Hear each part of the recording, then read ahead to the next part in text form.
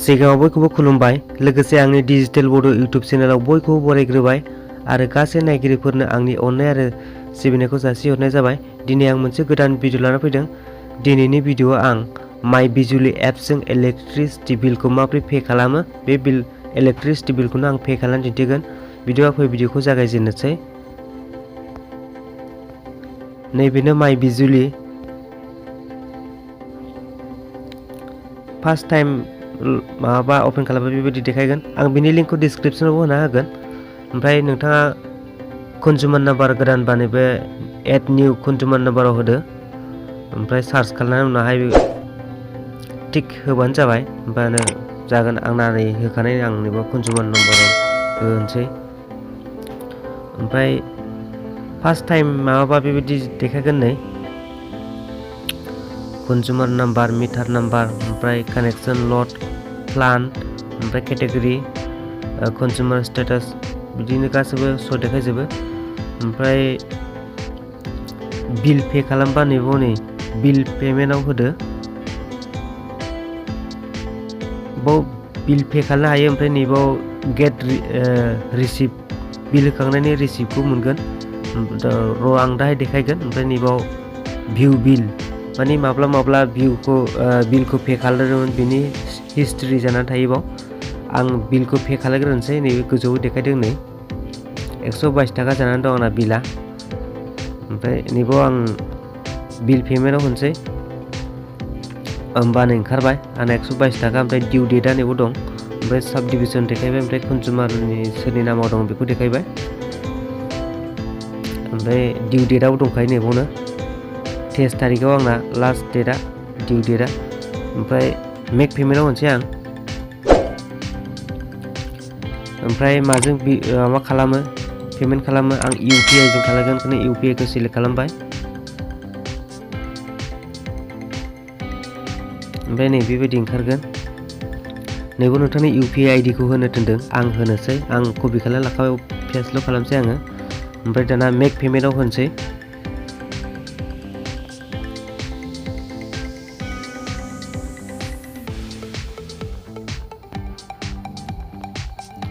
नैबाव QR क'डखौ scan खालामनोबो होनो हागोन। ओमफ्राय फनपेआव मेसेज थांसिगोन नै। ओमफ्राय बे फनपेजोंसो नैबाव टाइम दंखायो नै टाइम 5 मिनिटनि गेजेराव माबा खालामनांगौ पेमेन्ट खालामनांगौ। फनपेआव माबा थांखाबाय मेसेज थांखाबाय माने पे खालामनायनि अपसन बेखौ पे खालामबानो जाबाय। आं पे खालामनो दिन्थिनोसै। आं पे खालामसै।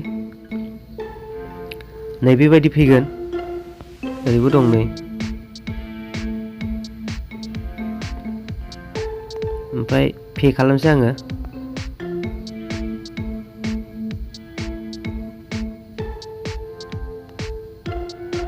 122 थाखा पेआव खालामसै।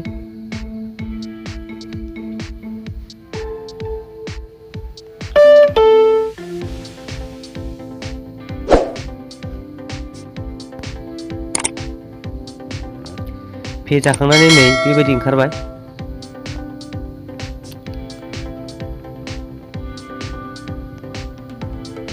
ट्रान्जेक्सन साक्सेस जाबाय। कन्जुमार नाम्बार गासैबो दं नै डेट टाइम गासैबो फैबाय। बाहाय प्रिन्ट जानांगौमोन नाथाय खामानि होआखिसै। आं बैनि माबाखौ देखायनोसै दहाय बुंनायखौ। बाव फैनानै नैबे गेट रिसिप्टआव थांदो। ओमफ्राय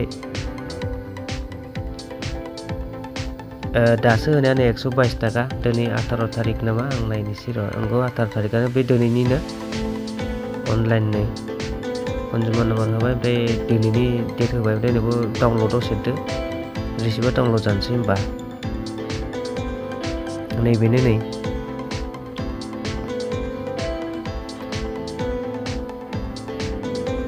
फिसानो रिसिप्ट मोनबाय।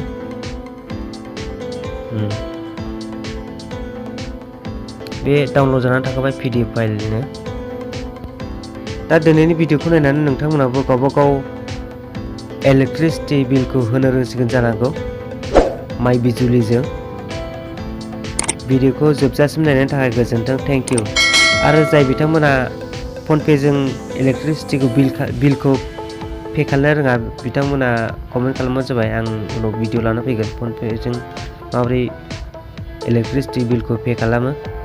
दिनैनि थाखाय एसेनोसै, भिडिअखौ जोबजासिम नायनो थाखाय गोजोन्थों। Thank you.